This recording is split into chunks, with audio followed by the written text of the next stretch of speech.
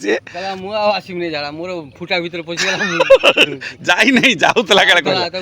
ତାପରେ ଭିତରେ ନେଇ ଯୋକ ପକେଇଲେ ଚାଲ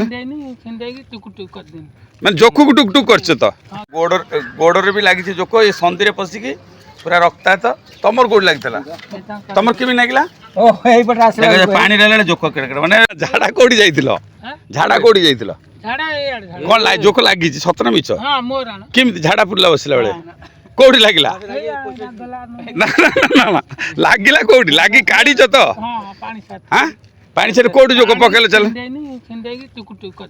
ମାନେ ଜୋକକୁ ଟୁକ୍ ଟୁକ୍ କରିଛ ତ ଏବେ ନିରାଇ ଆରେ ଦେଖ ରେ ଆଉ କୋଉଠି ପଶିଥିବ ଜୋକ ଆରେ ଚେକ୍ କର ଭଲ ନା ନା ନା ନା ଖୋଲିବା ନିରାଇ ତାର କୋଉଠି ଲାଗିଥିଲା ଜୋକ ତାର ଭିଡିଓ କରୁନ ରେ ଆରେ ଶୁଣୁ ବାଟରେ ଆସିଛ ଝାଡା ଫାଡା ଯାଉଛ ସେ ଜୋକ ଲାଗି ଯାଇଛି ଆଉ କଣ କରିବା ତାର ଆକ୍ଚୁଆଲି ଫୁଟି ଯାଇଛି ଲଗେଇକି ଜୋକ ହେଲା ତାପରେ ଭିତରେ ନେଇ ନିରସ କିଏ ହେଇছে ପିଲାଟା ହଁ ହଁ ସତରେ ମାନେ ତାକୁ ମେଡ଼ିକାଲଟା ପଠାଇଗଲା ତ ହଉ ସାପଟେ ମରିଯାଇଛି ହେଲା ଭାଇ ସତ ବର୍ତ୍ତମାନ ଜୋକ ପ୍ରତି ଟିକେ ସାବଧାନ ହୁଅନ୍ତୁ ଆଜି ଟିକେ ଆମେ ଆଇଥିଲୁ ପ୍ରବଳ ଜୋକ କୁଆଡ଼ୁ ପଳେଇ ଆସିଛନ୍ତି ହେଲା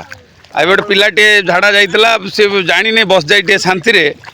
ଜୋକ ଲାଗିଯାଇଛି ସେ ଭାରି କଷ୍ଟ ପାଉଛି ଯାହା ହଉ ତାକୁ ଟିକେ ଆମେ